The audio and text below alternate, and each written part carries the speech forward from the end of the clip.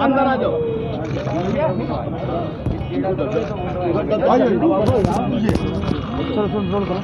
नरेंद्र देव जी को याद कर रहे हैं। स्वतंत्रता सेनानी, समाजवादी आंदोलन को आगे बढ़ाने वाले, समाज को एक नई दिशा देने का काम किया। और हम समाजवादी लोग हर वर्ष यही संकल्प लेते हैं कि जो आचार्य नरेंद्र देव जी ने रास्ता दिखाया था, उस रास्ते पर चल कर के समाज की सेवा, देश की सेवा करेंगे। वहीं आज के दिन सरदार पटेल जी को भी याद करते हैं, जिन्होंने देश को एक कर करके एकजुट किया।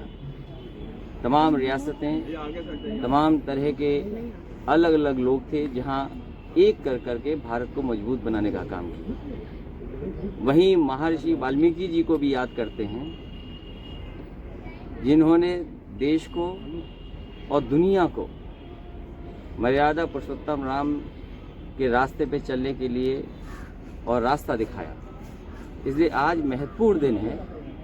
तीनों महापुरुष जहाँ पर हम उनके रास्ते पे चलें, वहीं देश जो हमारा इतना बड़ा है, जो लगभग 130 करोड़ का देश है, और इस समय सबसे ज़्यादा लोग तकलीफ और परेशानी में हैं।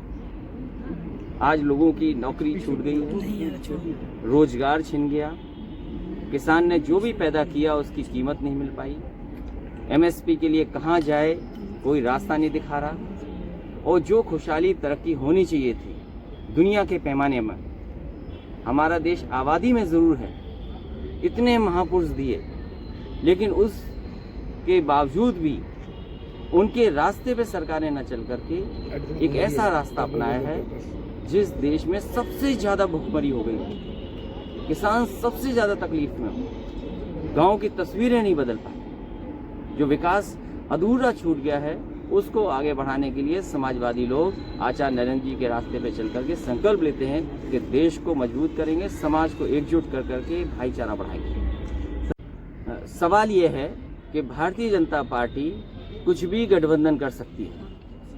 सवाल ये भी है कि जो लोग भारतीय जनता पार्टी से चुपचाप अंदर मिले हुए हैं, उनका पर्दाफाश हो।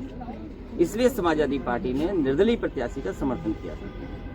उनका कहना है कि फोन किया गया आपको, उनको लगा कि शायद डिम्पल जी को लाया जाएगा, इसलिए वो बार बार फोन कर रहे थे आपको, लेकिन आपकी तरफ से रिस्पांस नहीं दिया गया। प्रदेश खुशहाली के रास्ते पर जाए, जहां हम खड़े हैं नदी का किनारा है। कभी किसी ने माँ गंगा की संकल्प लेकर के, माँ गंगा की कसम खा करके माँ गंगा को साफ करने का संकल्प लिया था, और यही गोमती, यही उदाहरण है कि शहर में साफ सुथरी बहे, उसके लिए समाजवादियों ने काम किया। आज उसकी हालत कैसी है?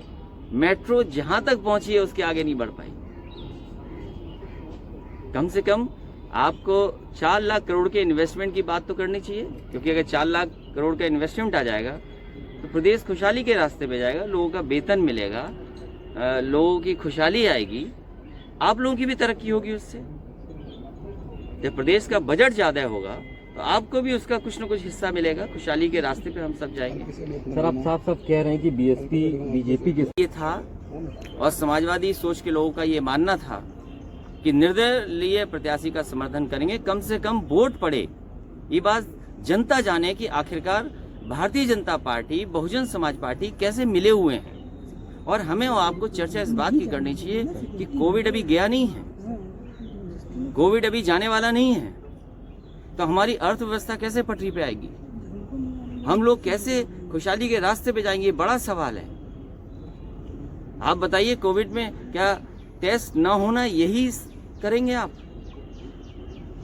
क्या वो बीमारी का इलाज आ गया? क्या गरीब को अस्पताल में इलाज मिल पा रहा है? क्या लोगों के साथ जो भेदभाव होना नहीं होना चाहिए था, क्या भेदभाव नहीं हो रहा? इससे सवाल बड़े हैं। बहुत शुक्रिया। चलिए, बहुत